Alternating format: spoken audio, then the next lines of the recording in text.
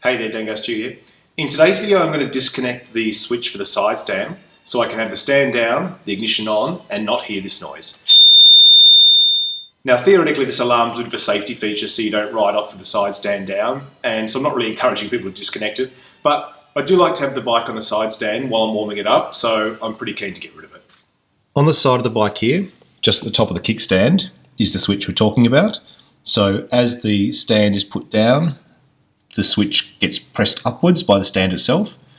The wires for it look like they run this way towards the back shock absorber and then come up here to the left side where the carburetor is. What I'm going to do first is just get an Allen key and unbolt it from the frame. That way I can get myself a little bit more slack in the cable and figure out where I'm going to disconnect it and how I'm going to disconnect it. The two fasteners holding this switch to the frame are 4mm Allen keys.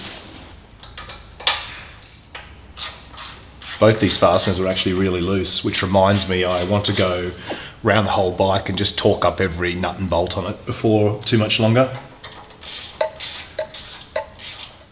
They felt loose enough to probably vibrate loose after a bit more riding.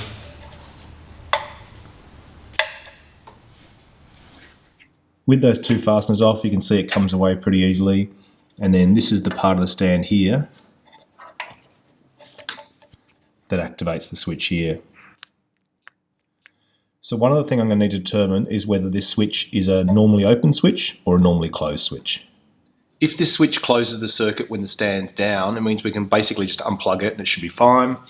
If when we put the side stand down, it opens the circuit, then we're going to need to find a way just to permanently sort of bridge it and short it out. Hopefully you can see up in here, but as the wire comes up, it goes through a little metal loop here, and there's a cable tie just here. And then as it comes around to here, there's a bit of a plastic shroud, and that's got a cable tie around it too. So I'm going to cut both those cable ties to give us better access to the wires from the switch. With these cable ties off, I can now lift up this little sort of rubber waterproofing. And then under here, you'll see a series of connectors. The one I'm looking for, on this bike anyway, is this red plug with the brown wires. And so if I pull on these brown wires, you can see that's the one going to the switch. So I'll just put a little flathead screwdriver in here, press down on this tab to disconnect it. Now I'm just going to test it quickly. I'll turn the ignition on, see if we still get the same problem. Silent.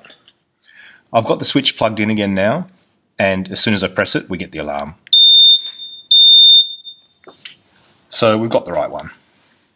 Because the alarm doesn't go off with the switch disconnected, we now know it's a normally open switch, so that's okay. The only thing that could kind of set the alarm off now is if some water got in there and it's sort of shorted between the two terminals. I'm pretty comfortable with that though because it's going to be up inside that rubber shroud. I might have a look though at putting some sort of sealant over the open half of the connector that's on the bike just to make sure we don't have it should you go through like a river crossing or something like that. What I might use for that is actually the other half of the connector that's on the switch. So I'll see whether I can feed it through. If I can't feed it through that little metal loop, it may have actually been fed through as wires then terminated afterwards. That'll mean I'll need to cut the wire anyway. Then I'll just save the switch in a spare parts box and I'll use the connector to seal up the other half.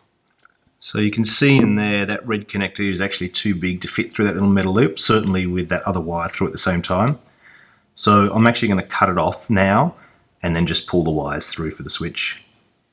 If I was considering that I might want to reconnect this at some stage, I'd definitely leave myself a small amount of cable. Don't cut it flush to the plug because that way you can't easily solder it back together.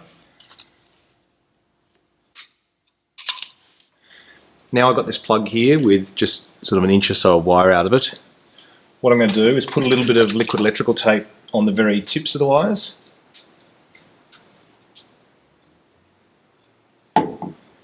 Just to seal them off a bit. Actually, now I think about it, what I'm going to do is actually cut one slightly shorter. By having it shorter, they're further away from each other and there's even less chance they're going to short out should moisture get in there. Then once that's set for a little bit, I'm going to just put a bit of heat shrink over the two of them, put the heat gun on it, seal it off, plug it back in. So the heat shrink's gone around the wires now, and while it was still warm, I've just pinched off the end so it sticks to itself. Then I can just cut the excess off. That way we end up with something like this.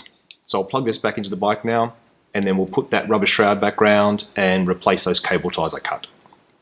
So there, the remainder of the cable connector back in. You can just leave it completely unplugged, but for me this is just purely about a little bit of waterproofing, that's all. And then we'll just pull this shroud back down over the whole thing.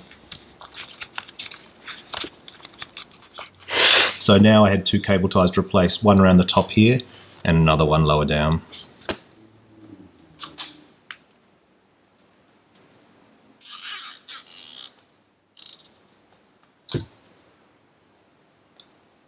There was a third cable tie that kept the wire out from the spring and the shock absorber, but given the wire's gone, we don't need to replace that. So, pretty simple mod there. It's not rocket science. Really, it's just unplugging something in its heart.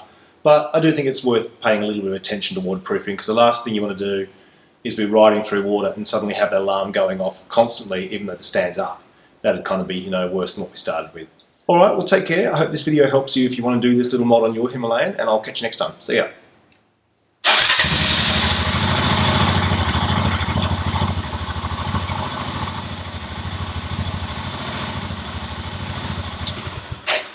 Bliss.